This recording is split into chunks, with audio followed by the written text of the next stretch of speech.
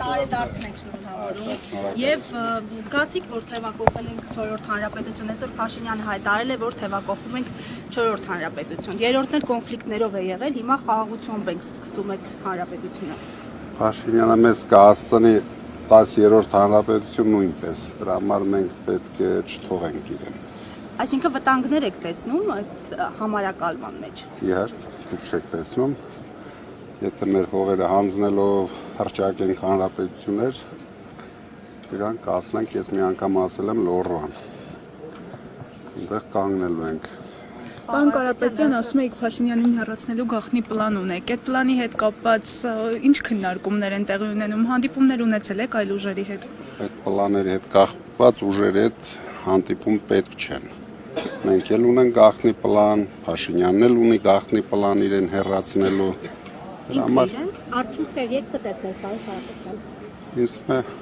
շուտով։ Պարոն Կարապետյան, այդ գաղտնի պլանով դուք կարծեք հեռացրել եք նաև Ալեն Սիմոնյանին, բայց մեկ այլ պլանով փաստորեն հետ է վերադարձել։ Հիմա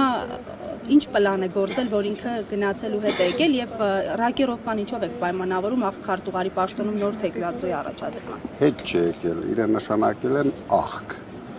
Հիմա եթե որակը իրեն դուր է գալիս, թող աշխատի։ Պարոն Կարապետյան, դուք եւ Սփյուռքի մի շարք գործիչներ պարբերաբար նշել եք ուժեղ Սփյուռքի կարևորության մասին եւ միասնական Հայաստան-Սփյուռք զարգացման մասին։ Վերջերս իշխանական պատգամավորը ասաց, որ ուժեղ Հայաստան, ուժեղ Սփյուռքը միֆ է եւ որ Սփյուռքը ուժեղանում է Հայաստանից դատարկվելու հաշվին։ Ինչու է այս մոտեցումը իշխանությունը որդեգրել, այն ուր կտանի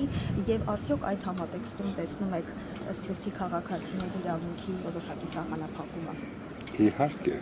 իրենք ամեն ինչ անում են դրսի թելադրանքով, որ մեր Սփյուռքը իր աջակցությունը չունենա Հայաստանի զարգացման մեջ,